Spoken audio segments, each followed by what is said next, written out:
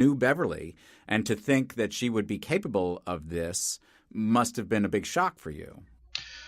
It was a shock, but Beverly is the only one involved in this whole thing that had some kind of a conscience and did try to make it right. She did try to do that.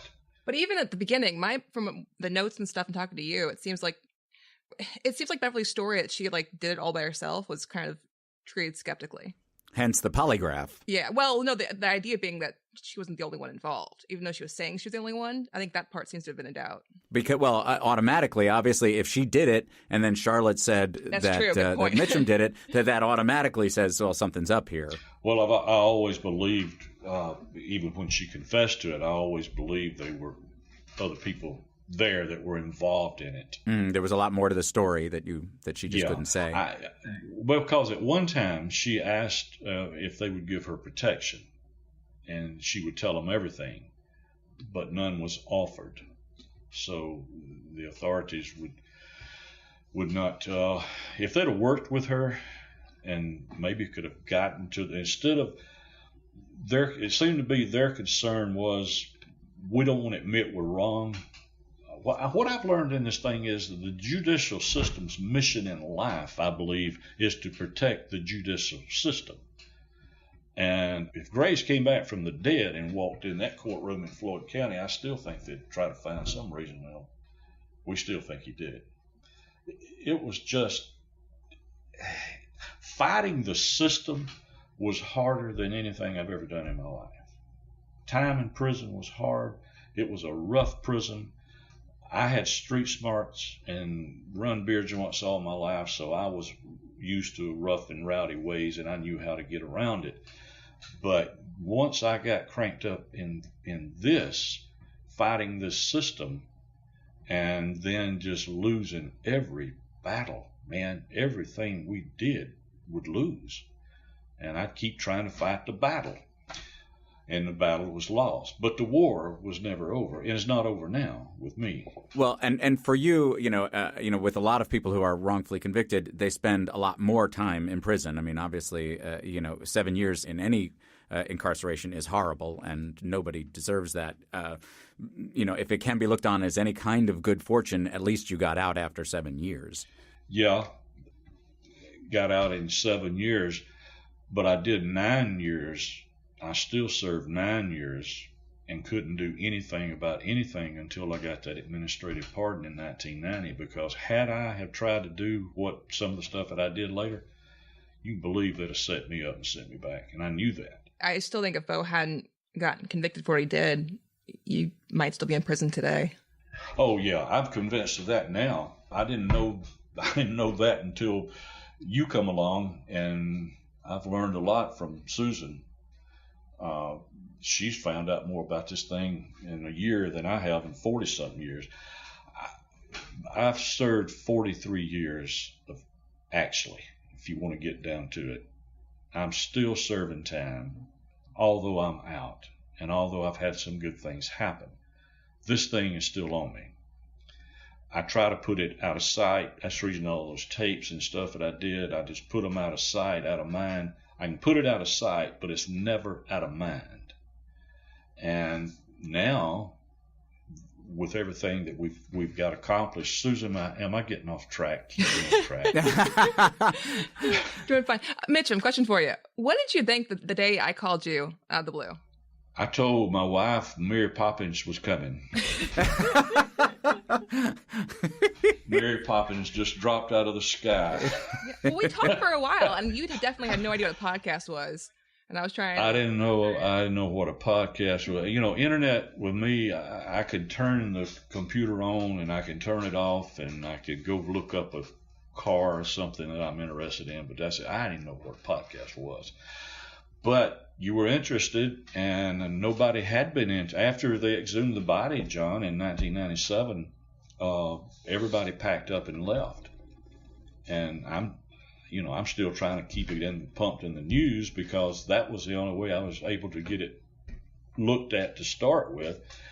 And I realized the public has a short memory. So finally it just fizzled out, and everything got put on the back burner, my wife kept believing something will happen someday. I was about to run out of that hope until Susan showed up. And then now we've had a lot of fun. I've enjoyed. It's been going back and listening to those tapes was hard. Yeah, I was about to say, is that painful for you? Oh, well, the most painful part was hearing myself at that time, because I was trying to pull these other people out. I knew these other people were involved. And I knew also in 1981 when the GBI told me they had an informer that told them I was not in the house when she was killed. Well, that's the first. I had not had anything like that happen. But I couldn't do anything about that when I got out on parole. So then after I got the administrative pardon, which meant I could start doing stuff, and they couldn't put me back in jail. And that's when I got cranked up into it and started reading the transcripts. My sister had kept them for me. And when she turned them over, my wife and I got married in 87. She turned everything over to me. I started reading this stuff, and man, I come unglued. I mean, it was like a lot of stuff happened I didn't know about. I guess the worst one of all was that Carroll County writ of habeas corpus hearing, where the judge down there made fun of my dad in a way he talked. He said a word that wasn't proper English, and he mocked him. And the DA mocked him because he my dad was in World War I, and he got hurt, and he had a twitch, and he'd get nervous, and the DA mocked that. Then add insult to injury, they're doing that. I'd been able to weather all the things they were saying about me, but when they did that to my mom and my dad and my sister, I entertained some bad thoughts there for a little while. That was the roughest part. So then out in the hall, Bo Salmon walks out. He was there, and he said, "Wheels of justice turn slow." And that was the first time I'd seen Bo Salmon since it happened. The last time I saw him in my life. But getting back going back to getting the transcripts after Linda and I got married, and looking at them, I'd have to put them up. I'd read them for a while. I'd get mad. I'd have to go to the Holiday Inn, to the bar.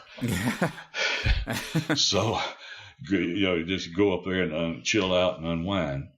And then, I've